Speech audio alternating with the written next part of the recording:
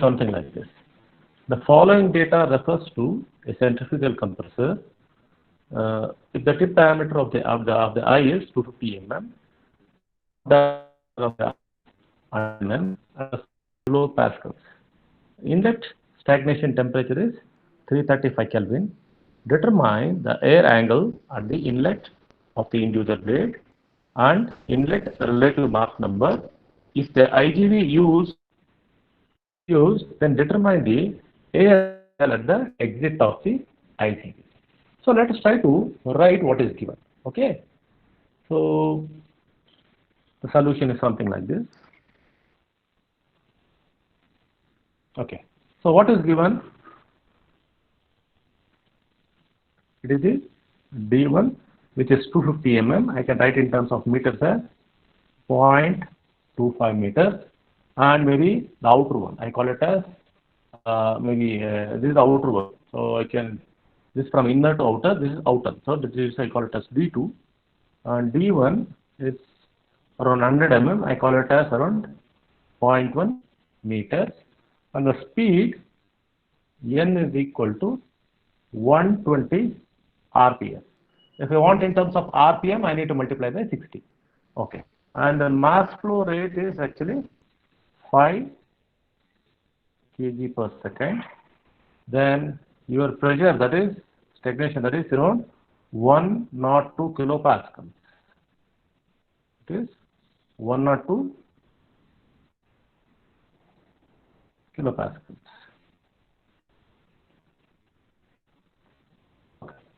Then your T01 is around 335 Kelvin. They are given all the stagnation values. So stagnation value means it's called as total. See, if you close, what you're supposed to find? See, if you close observe the density and the axial velocity component, the inlet of this particular compressor induced section. So this is what we are supposed to find. Okay, so values sometimes I think this problem, why I taken this problem is actually we may have to use little bit of trial and error method. So when we try to equate it and when we try to find a solution, we have to go by trial and error methods. It's a bit lengthy problem. So this problem is with TGV, without a lot many things are there. It's a bit lengthy problem. So let's try to find your density. Okay, so that's the density of this particular maybe what is flowing is, let me call it as density. So let me add in. So it's equal to R. So it is also equal to rho naught 1 because you won't find that much of change. So it is T naught 1 by R into T naught 1. And for air I can take 287. See, R we have been assuming it as 287 joules per kg degree Kelvin. So P naught 1 is 102 kilopascals. Okay, so I can write it as 102 into 10 to the power of 3 divided by R is 287, and your T naught 1 is 335. So if I substitute from my calculator, I am getting around 1.061 kg per meter cube. Oh, you can round it up to 2 decimals. So here 1.0 is there, so I round it up to 3 decimals. That's it. Don't go beyond 2 decimals or 3 decimals. Okay. Now, so there is something called as velocity of the flow. See, we have what is called as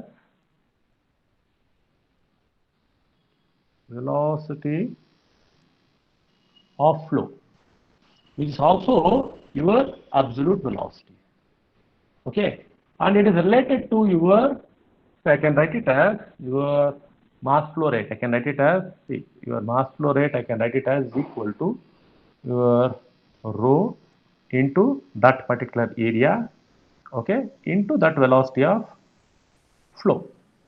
Okay, now see, I need to be very careful here. See, here your A1 or whatever it may be, I can take it as a mean diameter. I can take it as a mean diameter, or I can, if I look at it, actually I can find the width of it. The width will be something like This is an inducer kind of a thing. This is, even though it's a centrifugal thing, so I may have to look, maybe I need to solve this problem as an axial flow kind of a thing. So if I want to find this, actually, this is given by pi d mean diameter into its width actually. So I call it as d. So what will be my dm? Dm is equal to d1 plus d2 by 2, that is 0.25 plus 0.1 divided to, that is my d mean. So it is 0.175. Okay. What is the width actually? Width actually difference of, see, it's actually with respect to radius I need to take. R2 minus R1. So R2 is nothing but D1 by 2. So whatever I call it as outer one, that is D2 minus D1 by 2. That is 0.25 minus 0.1 divided 2. So that is my width, which is 0.075. So now what I'm going to do is actually your mass flow rate is equal to your ρ1 into pi dm into v into your velocity of the flow is your v1 or whatever it may be. Okay. Now, what I need to find? I need to find the v1. So therefore, your v1 is equal to your mass flow rate divided by ρ1 into pi dm into v. So except v1, I know everything. So I'll supply the mass flow rate. I think they are given in the numerical as 5 divided by density. Just now we calculated. It is 1.061 into pi into 0.175 into 0.075. If I substitute everything, I am going to get my V1, which is 114.3 meters per second. Okay. Now, once I find this, I need to find the static temperatures and static pressures. I can find that. So, if I want to find the static temperature, what should I do actually? I should go with your, see, I know my static, how to find the static temperature. See, the stagnation temperature is given by T01, which is equal to T1 plus V1 square by 2. So this is the ready-made formula what we have. So what will be my T1? So your T1 is equal to T01. I take the right hand side to the left hand side. That is V1 square divided by 2 into Cp. What is the value of Cp? So Cp, so as it's for the air, I can take it as 1.005 kilojoules per kg degree Kelvin. So now let's substitute all those things. So T1 is equal to, T01 is equal to 335. What is my V1? So just now we found the V1 is around 114.3. So it is 114.3 square divided by 2 into 1.005 into 10 to the power of 3. I need to convert from kilo to your joules per kg degree Kelvin. If I substitute, I will get my T1 as T1 is equal to 328.5 degree Kelvin.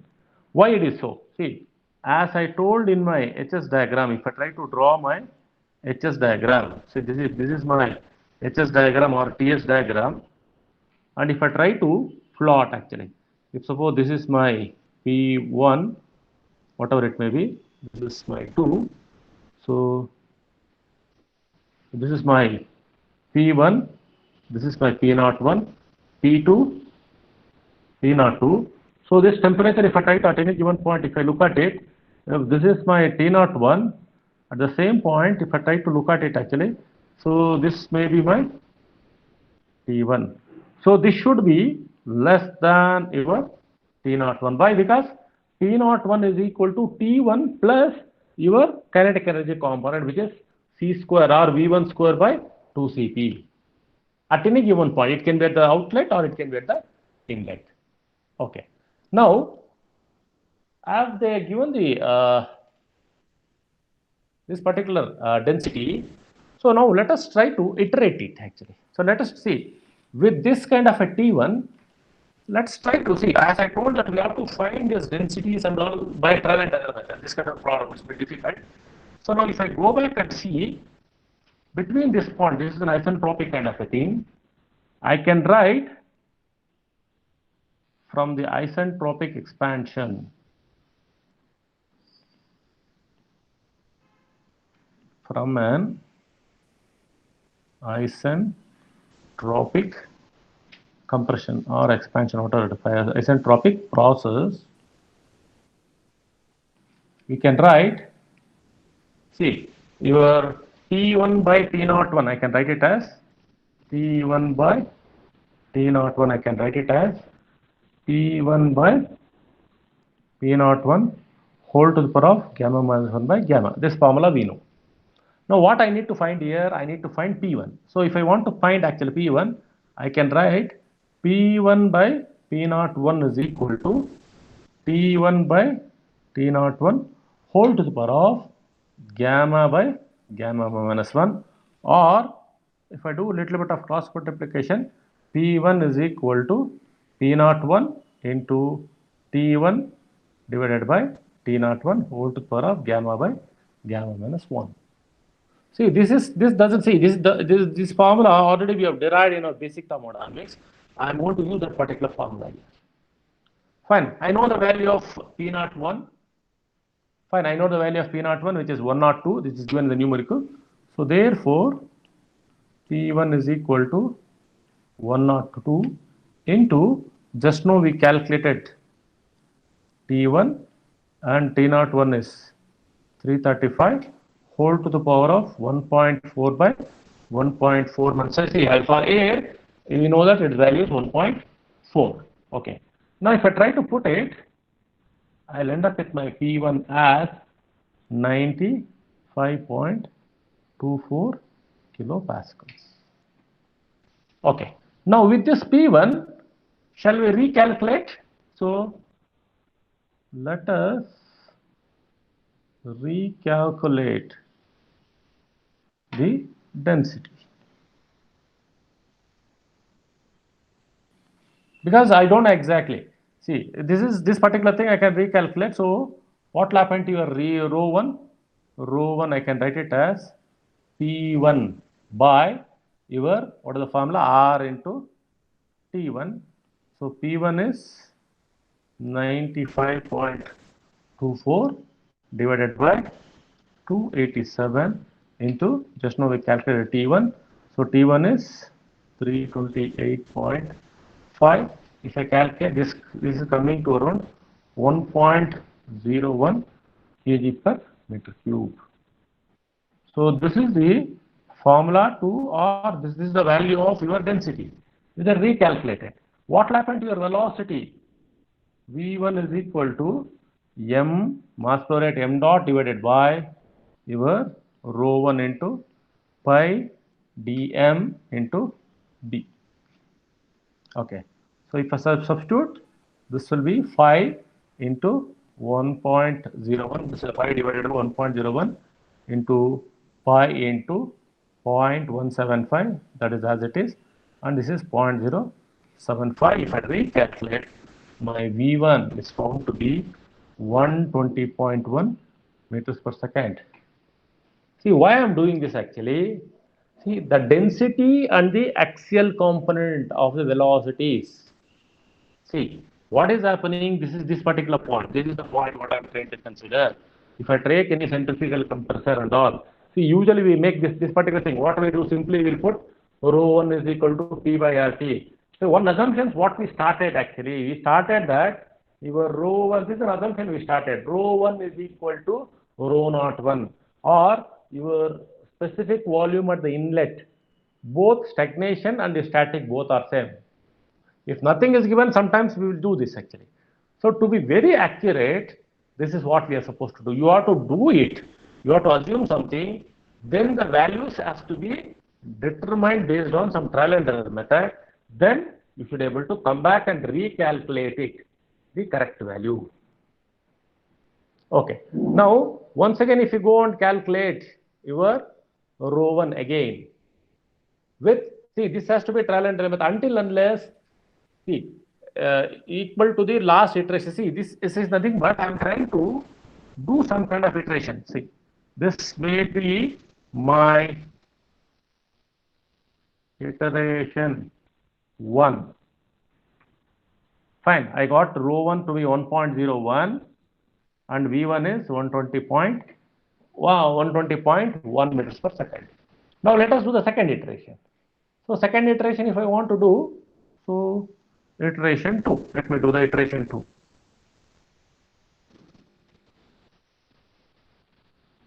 So what will be the formula for the rho 1? Rho 1 is equal to P1 R into T1. Okay. So now what is the value of P1? So what is the value of T1? I need to calculate things again. What I need to do actually? So T1 is equal to your T01 minus V1 square by 2Cp. Or your T01 is actually how much is it? It's 335 minus 120.1 square divided by 2 into 1005, that is our 1.005 10 to the power of 3. So if I recalculate, I am getting my 327.8 Kelvin. Now once again do the same thing. P1 is equal to P01 into T1 by T01 whole to the power of gamma by gamma minus 1. So which is equal to, how much is my P01, which is 102. So T1 is 327.8 divided by 335 divided by 1.4 minus 1.4 minus 1. If I do that, I will end up with my P1 as 94.53 kilopascals. From this, calculate your rho 1, which is P1 by R into T1. So P1 is 94.53, your R is 287, so your T1 is 327.8. So if I try to calculate, it is 1.005 kg per meter cube. Okay. From this, once again, try to calculate your V1. So V1 is equal to mass flow rate divided by rho 1 into pi dm into B. So your mass flow rate is just 5 divided by rho is 1.005 into pi into 0.175 into 0.075. If I try to calculate, my V1 is 120.66 meters per second.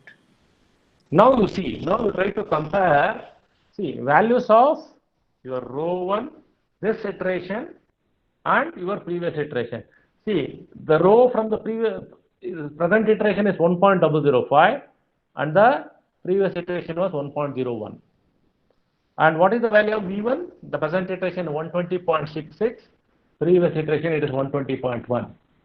See, since the values of, let me write that, maybe the difference is very, very small, so I can stop my iteration. Okay, since the values of rho 1 and V1 are close with the previous iteration values.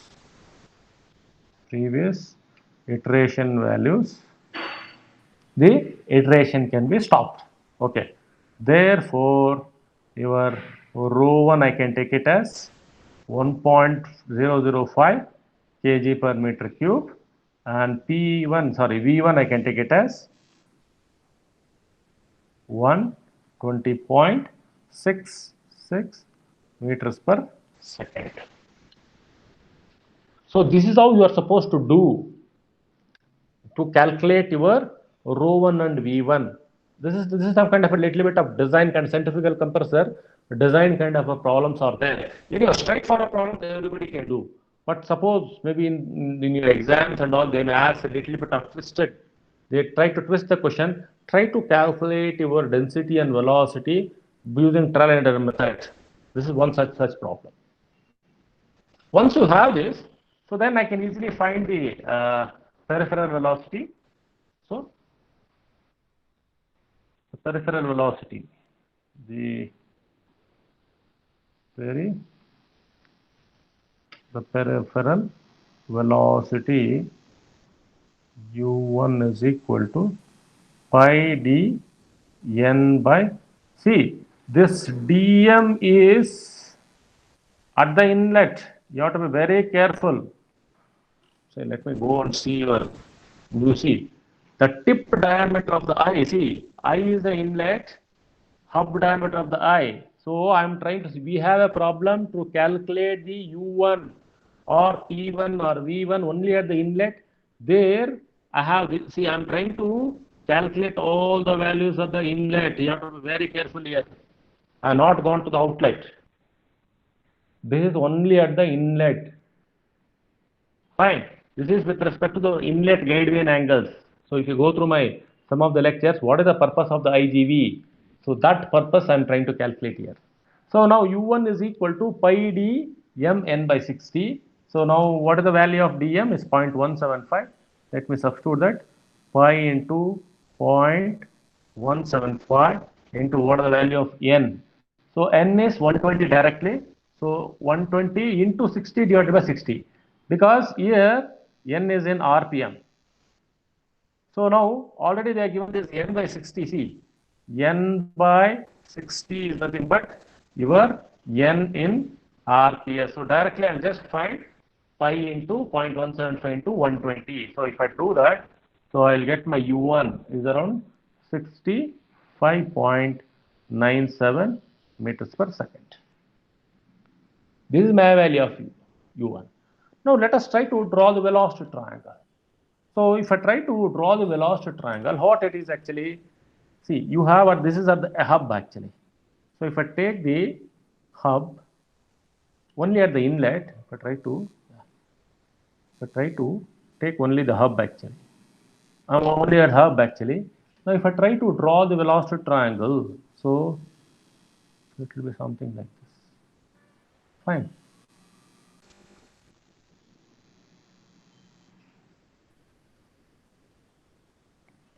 And this is rotating in. I have been telling you that I go with the sign convention that this is my U1, okay, this is my U1 and this will be my VR1. So this is my beta 1, this is my alpha 1, this is my V1, okay, V1 which is also equal to your VF1, so that my VW1 is equal to 0, that is with no pre-whirl condition. With no pre-whirl condition. So with that thing I am trying to enter. Okay. Now what will be the value of your beta? What will be the value of your beta from here actually if I try to look into that? So your beta is equal to, if I use my trigonometric principles. So if I use my trigonometric principles, I can write tan beta 1 is equal to your opposite, that is your V1 by U1. Okay, what is my V1? Which is 120.66 divided by 65.97. You take tan inverse of this particular thing, I'll get my beta. So if I, from my calculator, I'm getting 61.33 degrees. So your beta 1 is found to be 61.33 degrees. Okay, is this the air angle? Is this the air angle is what we are looking at? This is the air angle at the entry to the inducer blade angle. Since, see, if I try to take sine beta 1, this will be V1 by VR1. Okay, So what is this air angle I'm trying to call? Air angle is nothing but your blade angles. And some textbooks, I think, your Govinda Gowda and all, they call this as air angle, giving some gamma and all. So that is your 90 minus that particular thing, because already your alpha is 90. So that will be roughly around 29 degrees. So few books they call air angle, your blade angle itself as air angle, and few books they call your blade angle itself as air angle. Now how to calculate my VR1? I can easily find out. So use the same principle. So your sine, I know my beta 1. Sine beta 1 is equal to your V1 by VR1, or I can write my VR1 is equal to V1 sine beta 1. So your V1 is 120.66 into sine 61.33. I can find my VR1, which is the relative velocity at the inlet. So it will be roughly around So 1. it's the reverse, no, sir. Which one? What reverse? Sir, V1 equals VR1 into sine beta 1. No, VR1. So yeah, VR1 is equal to V1 by V1 by V1 by V1 by V1 by V1 division. Sorry, V1. So V1 divided by sine beta 1. Sorry, it is 120.66 by sine 660. Yeah, sorry, yes. It is 120.66 divided by sine 61.33. Yeah, then VR1 is equal to, then the VR1 is equal to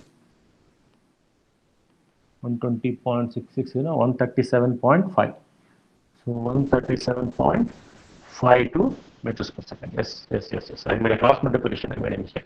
Instead of VR1, I was trying to calculate V1. Okay, fine. Okay, 137.52 meters per second. I got my relative velocity. Now, see, they are asking us to find one Mach number here. This is without IGV. This is without IGV. So with IGV, we will calculate it later. So air angle at IGV, if you have that air angle, what will happen? That also we will try to check that. Now, so this particular, I do have a Mach number. So what is the Mach number?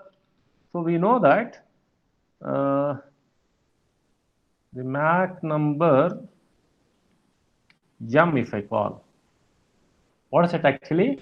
It is your velocity at the fluid. So velocity of the fluid relatively. See, that is your VR1. See, this actually it should have been your velocity of the flow. So what is your flow velocity on your blade? Actually, it is your relative velocity divided by your A, that is A1. What is my A1? This is actually the square root of gamma or T1. Okay. Now, if I try to find that value, if I try to substitute in my formula, it is, so VR1 is 137.52 divided by square root of 1.4 into 287 into, so T1 is 327.8. Just now we calculated 8. So if I try to calculate it, I am getting my Mach number. This is relative. Let me call it as relative MR1, relative Mach number, which is point around, which is less than 0.4 or something. I am getting around 0.379. So this is the Mach number without your IGV. Suppose if I have an IGV, what will happen? So what is this IGV? See, the inlet guide vane is one which makes your flow, see, which makes your flow or your beta to be 90 degrees. The inlet guide vanes, see, the inlet guide vanes will make your beta to be exactly perpendicular. This is without IGV. Suppose if it is IGV, with inlet guide vanes, what will happen? if there is an inlet guide vane, look at this, what will happen? If suppose this is my hub actually, your flow, whatever I have that particular flow, no? So this flow exactly, this will be your VR. So I want this to be beta 2. So in that case, what will happen? Your flow angle will change. So your flow, see, suppose this is my, so what will happen? This is my V1, U1. Your flow angle is going to change. So what will happen to your V1? So your U1 will be equal to your VW1, and your VR1 will be equal to VF1. This is a very peculiar kind of a condition. What I'm going to go to. So this is beta 1. Sorry, it's not beta 2. This is beta 1. Look at this. So with IGV, what will happen? Your beta 1 becomes 90 degrees. Then what will happen to your formula? See, in this case, what will happen? Your tan alpha 1 is equal to your VR1 divided by your, so U1. Okay, VR1 divided by U1. What is the VR1? VR1 is equal to your VF1 divided by U1. Okay.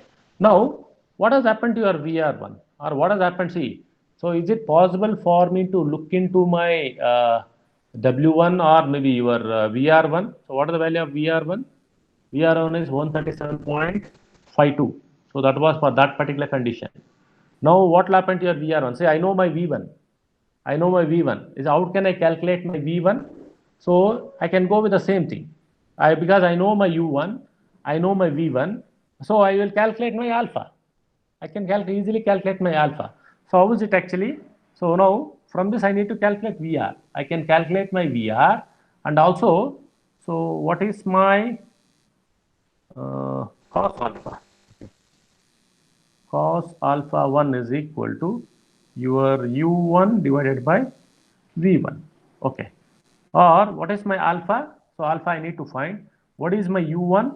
So U1 is, so it is 65.97. 65.97, and your V1 is 120.66. So what will be my alpha? So this will be 65.97 divided by 120.66. If I do that, I am getting my alpha 1 is 56.86 degrees. So now, how can I calculate my VR1? So VR1 is equal to U1 into tan alpha 1, or your U1 is 65.97 into tan 56.86. Okay, so 65.97 into tan 56.86. If I do that, I am getting my VR1 is equal to 101.04 meters per second. So what has changed here? The change is with respect to the relate. See, VR1 earlier it was 137, now it has become 101. So your alpha value got reduced whenever I introduce my VG, or whenever I introduce my IGV, your alpha value. So earlier it was 90 degrees, now it is around 60 degrees. So it becomes an acute because my blade, see what I have done is I twisted my blade so that the flow became radial. At the entry, the flow is now radial, exactly radially entering. That's the meaning of it. Okay. Now, if I try to calculate my Mach number for this condition, so MR1 is equal to your VR1 divided by A. Let me call it as A1 or whatever it may be. So VR1 is 101.04 meters per second. So this is gamma RT. So that is 1.4 into 287 into 327.8. So I'm getting my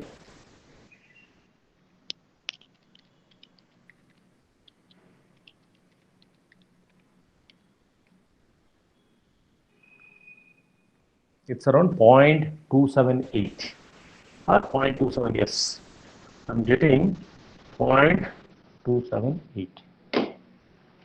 So what is it actually?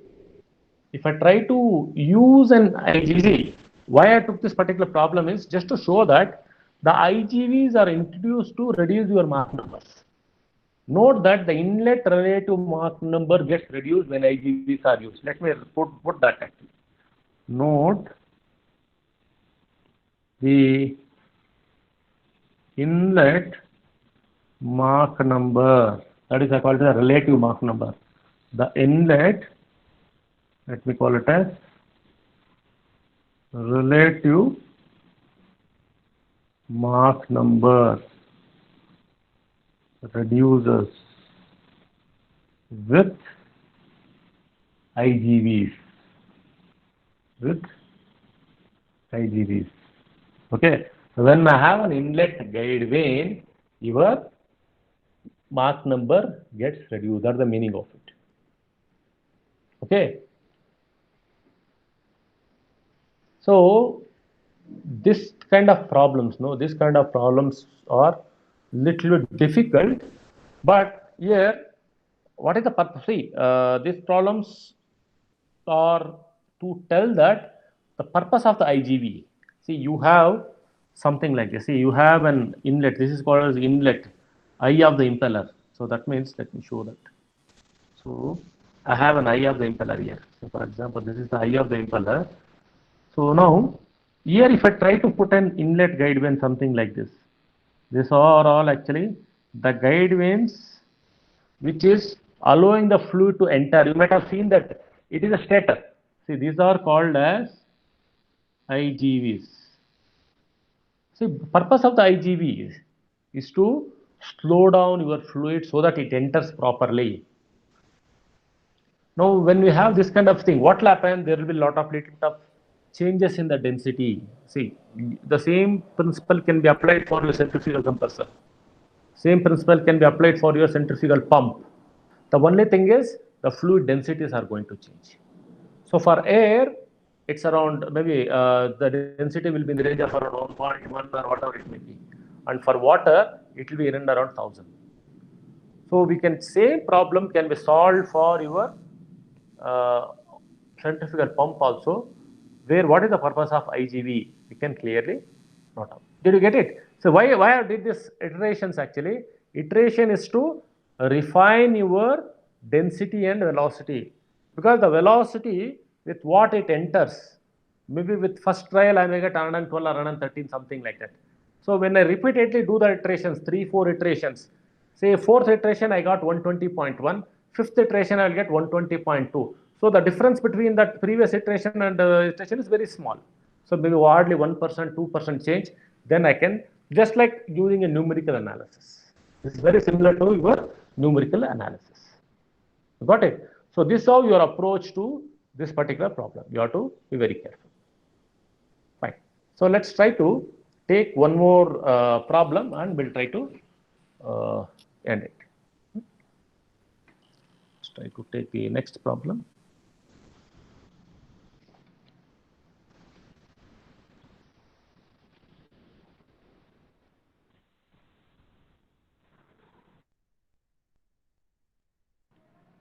Yeah, we'll take the eighth problem.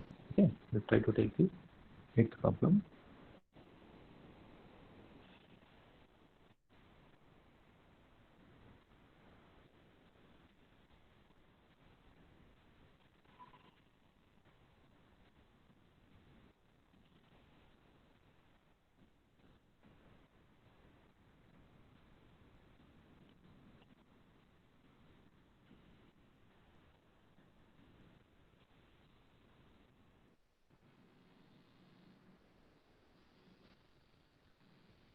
Okay, this is the problem.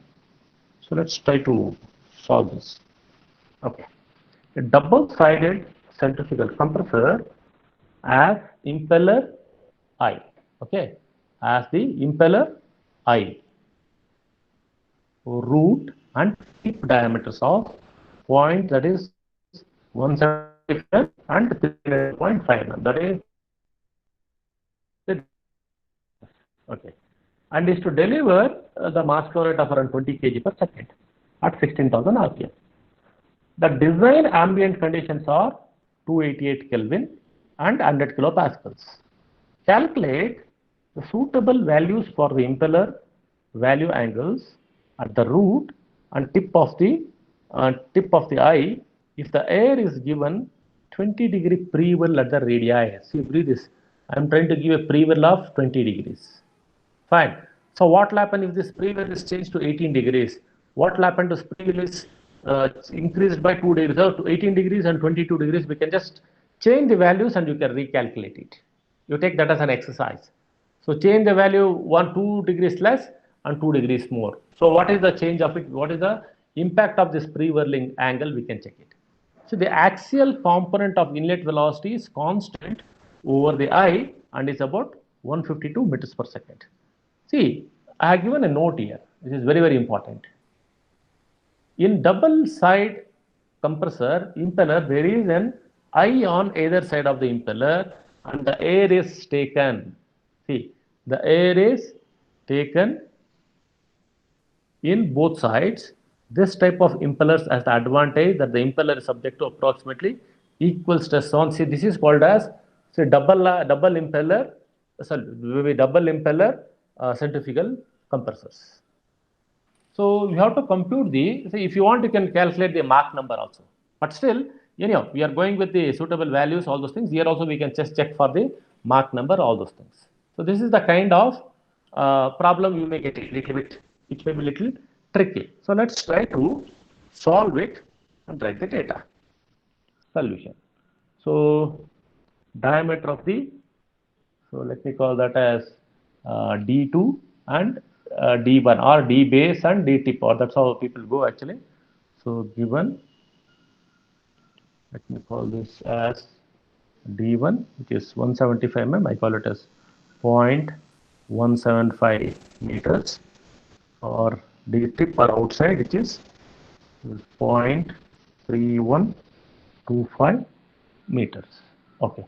The mass flow rate is 20 kg per second, and your speed, here it is in RPM, so 16,000 RPM.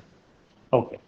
Now the temperature, that is all our stagnation, that is T01 is equal to 288 Kelvin and your P01 is equal to 100 kilopascals, and what they are given, 152 meters per second. That is your flow velocities.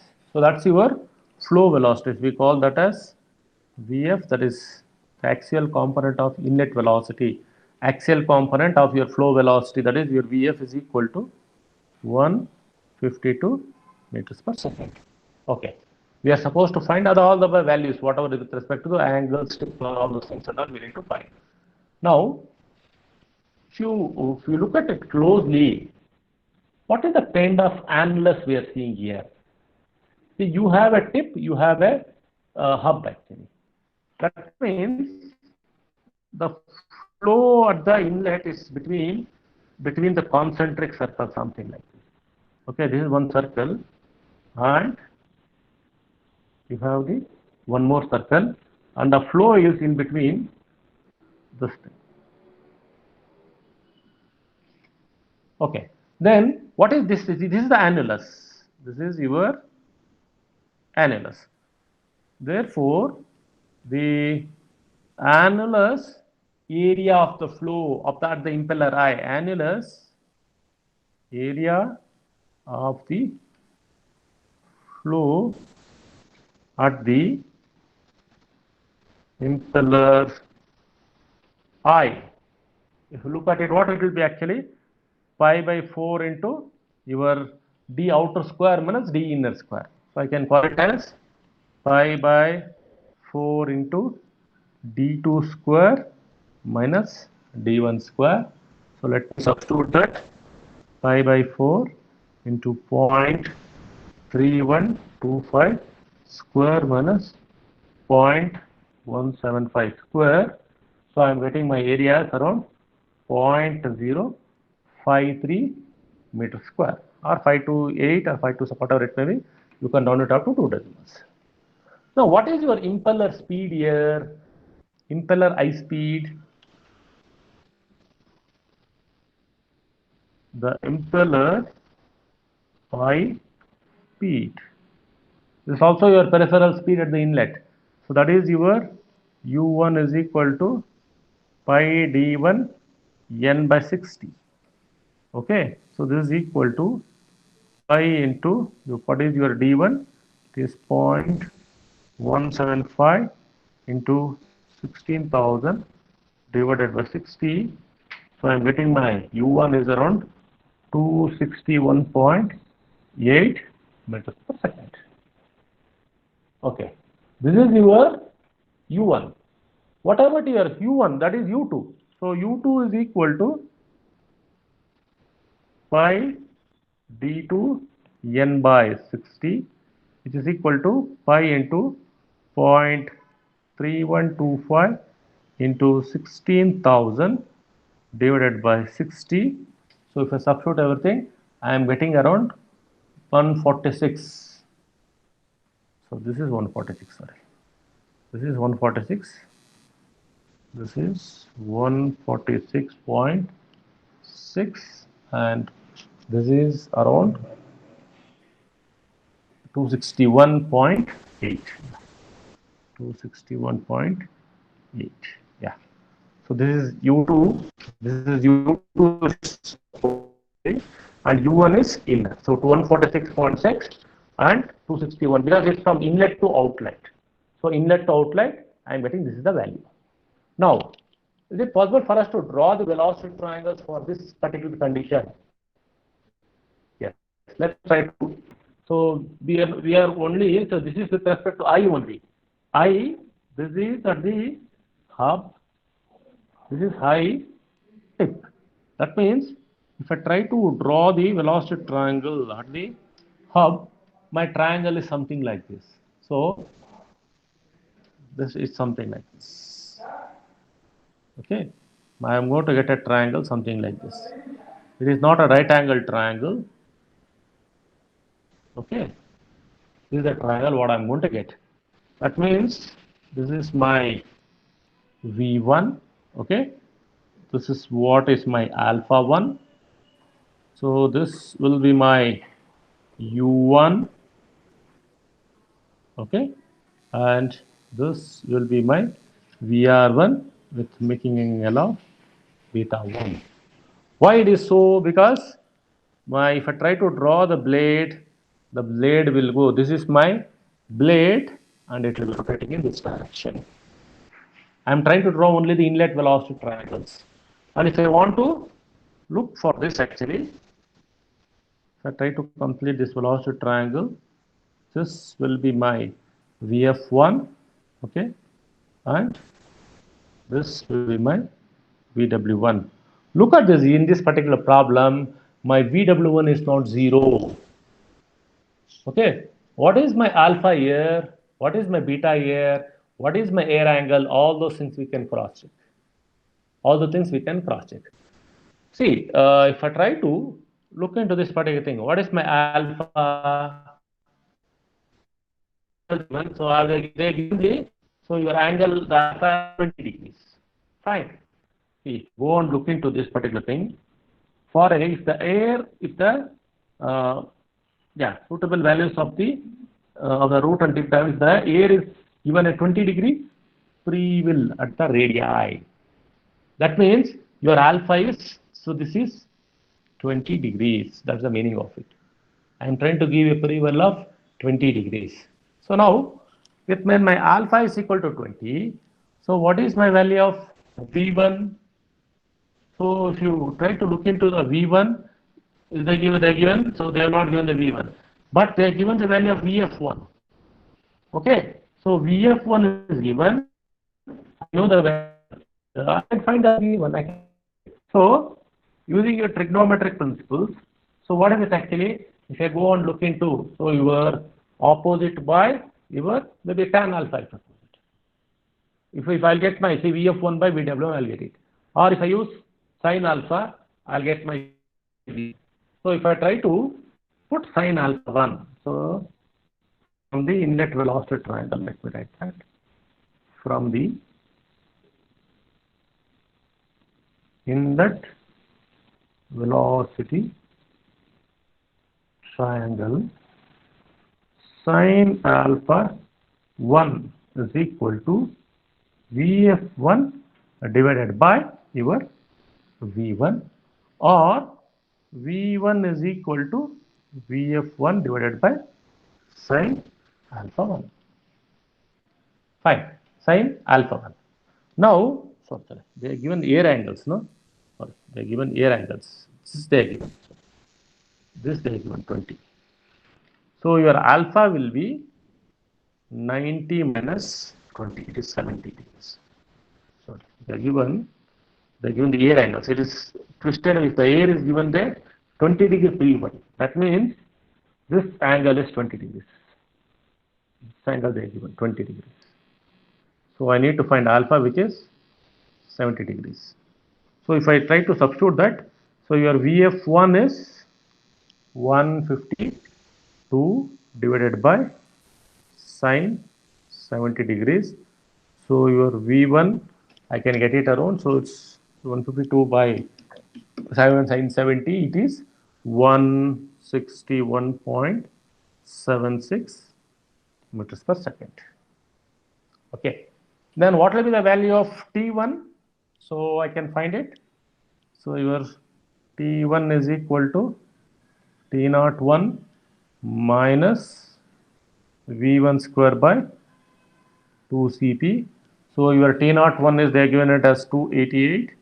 288 minus 161.76 square divided by 2 into 1.005 in 10 to the power of 3 or 1005.